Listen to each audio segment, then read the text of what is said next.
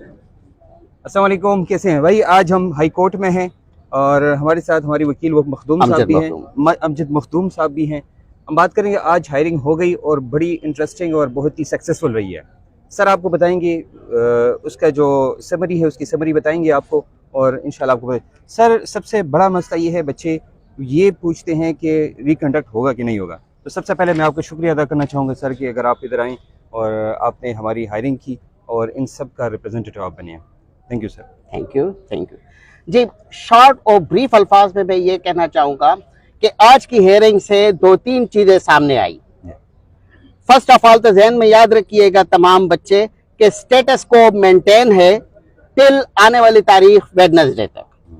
और वेडनेसडे को तारीख क्यों दी गई? वेडनेसडे को तारीख JIT की रिपोर्ट और प्रोविंशियल गवर्नमेंट के डिसीजन के लिए दी गई।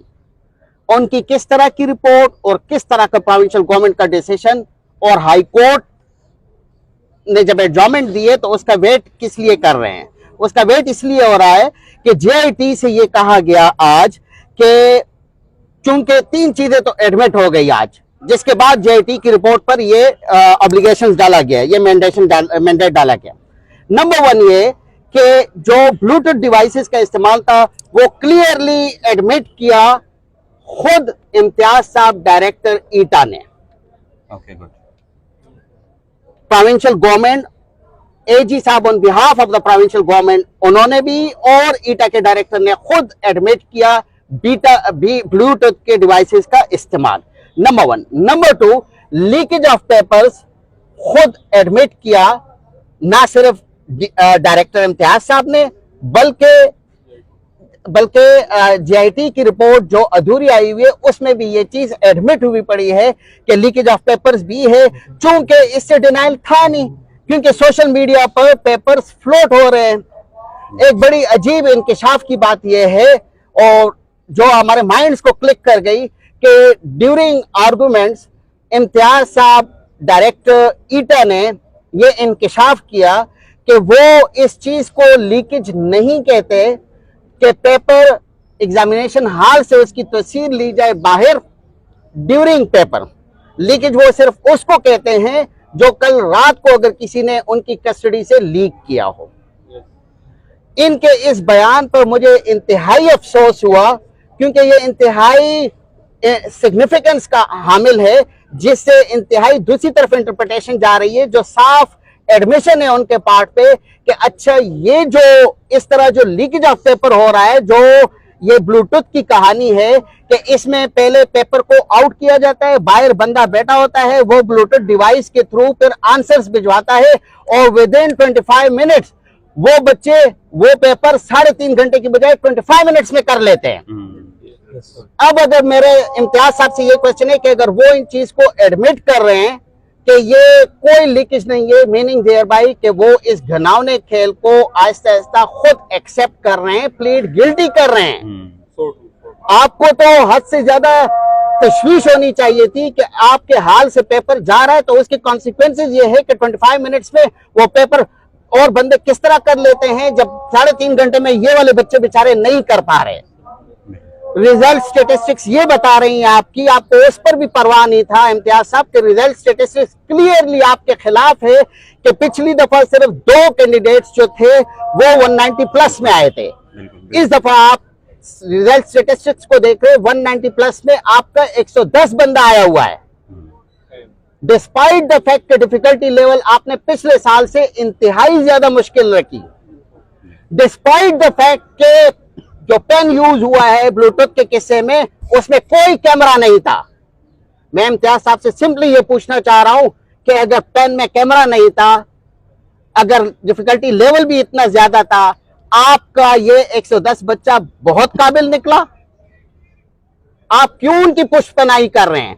इतने तक उन्होंने पुष्पनाई की कि उन्होंने ये खतरा फील किया, ये बताया कोर्ट को कि अगर कैंसिल हो जाता है तो ये 110 बच्चे और 94 बच्चे जिनके 180 प्लस में हैं, उन बच्चों का कैरियर तबाह हो जाएगा। मेरी उनसे सिंपली ये क्वेश्चन है, मैं उनको कन्फ्रंट कराना चाह रहा हूं कि इम्तियाज साहब आपको इन बच्चों की परवाह नहीं है जिनको चले आप नालायक ही समझ लें, उन लायक की आपको परवाह है जो कल भी लायक थे, जो आज भी लायक हैं, जो अगर कैंसिल हो जाए टेस्ट तो टुमारो भी लायक होंगे। आपको उनकी परवाह क्यों है? हाँ बिल्कुल। आपको इसीलिए परवाह है कि 35 लाख पर एक ब्लूटूथ बिका है। आपको इसीलिए परवाह है, आपको इसीलिए ये रंजिश है कि ये 35 लाख का गेम पब्लिक ने चाक आउट किया, आपने नहीं। सर अब आपके इन्विजिलेटर्स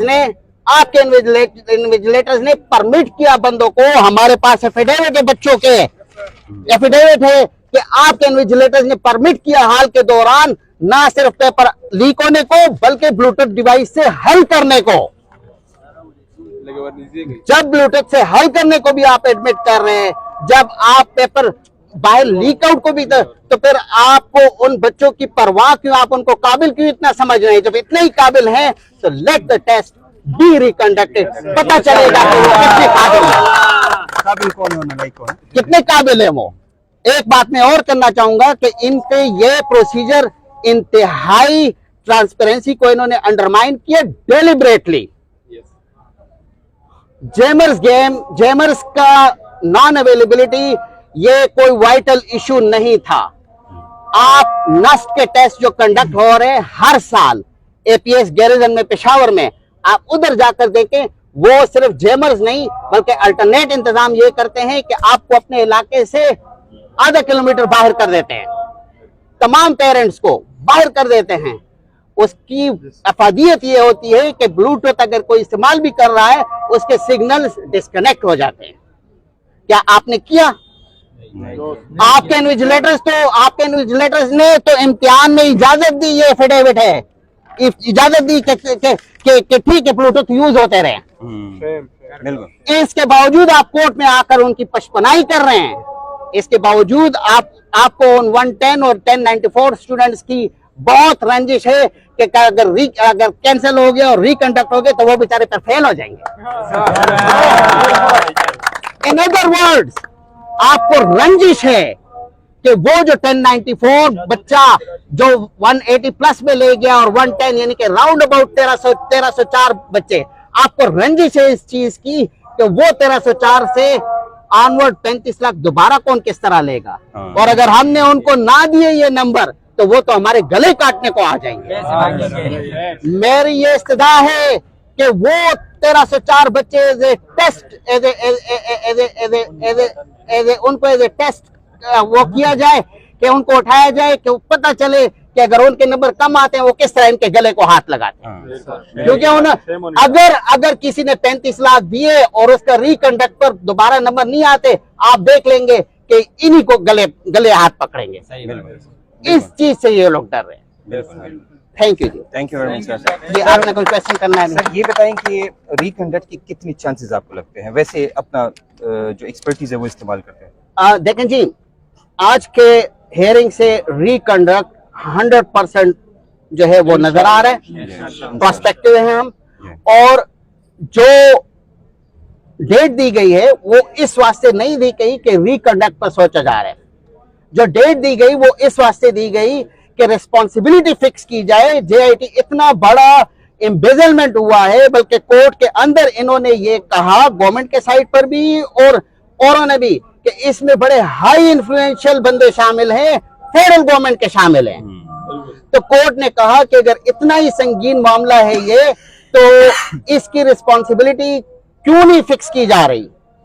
इस रिस्पॉन्सिबिलिटी के फिक्स करने के लिए, वो मास्टरमाइंड को सामने लाने के लिए, उस मास्टरमाइंड के पीछे जिसने 35 लाख रुपए लिए हैं, चाहे उसमें ईटा का अपना स्टाफ ही क्यों ना इन्वॉल्व हो, उनको एक्सपोज कराने के लिए कि रिस्पॉन्सिबिलिटी फिक्स की जाए। उसके लिए ये डेट ली कि जेआईटी की रिपोर्ट आ जाए, कि एक दफा रिस्पॉन्सिबिलिटी के साथ जब फिक्सेशन के साथ रिपोर्ट आ जाएगी तो टेस्ट कैंसिलेशन और रिकंडक्ट वो तो इशू सॉल्व ही solve. Okay, very good, thank you very much. Thank you ji, thank you, Allah.